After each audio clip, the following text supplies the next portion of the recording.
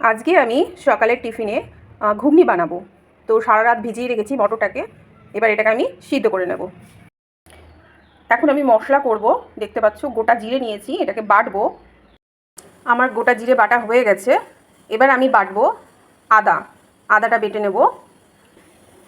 এদিকে আমি আলু কেটে রেখেছি, কেটে ধুয়ে ভালো করে লবণ মাখিয়ে রেখেছি,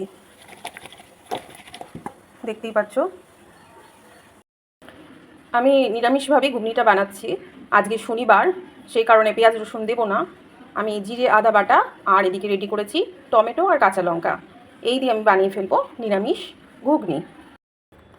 এবার আমি মটরটা সিদ্ধ করে ফেলেছি, জল ঝরিয়ে রেখেছি, ঠিক আছে। তো এই জলটা আমি ফেলবো না, এই জল দিয়ে আমি মটর মটর যে ঘুগনি বানাবো মটরের, সেইটা এই জল দিয়ে আমার হয়ে যাবে।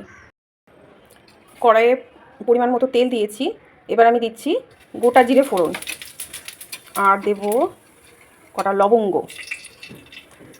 লবঙ্গ দিলাম, এলাচ দেব, শুকনো লঙ্কা দেব, আর দেব তেজপাতা। দেওয়া হয়ে গেল। এবার আমি আলুটা ছেড়ে দিচ্ছি। এবার আমি দিচ্ছি জিরে আদা বাটা দিচ্ছি। আলু আমার ভাজা ভাজা হয়ে গেছে, দেখতেই পাচ্ছ। ঢেলে দিলাম। আর সঙ্গে দেব টমেটোটা আর এই কাঁচা লঙ্কা। এবার আমি দিচ্ছি কাশ্মীরি লঙ্কার গুঁড়ো, অল্প করে দিচ্ছি,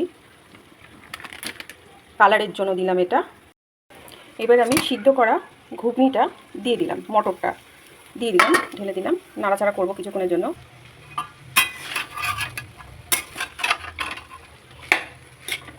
নাড়াচাড়া হয়ে গেছে, কষানো হয়ে গেছে আমার এটা। এবার আমি কষানো হয়ে গেছে, দেখতে পাচ্ছ। এবার এটাকে এর মধ্যে আমি দেবো জল, দিয়ে দেবো পরিমাণ মতো। সবার শেষে গরম মশলার গুঁড়ো আর একটু ভাজা মশলা দিয়ে নামিয়ে নিলাম আজকের নিরামিষ ঘুগনি। কত সুন্দর লাগছে দেখো। এই গরমে মশলা ছাড়া হালকা মশলা দিয়ে আমি ঘুগনিটা বানিয়ে ফেললাম।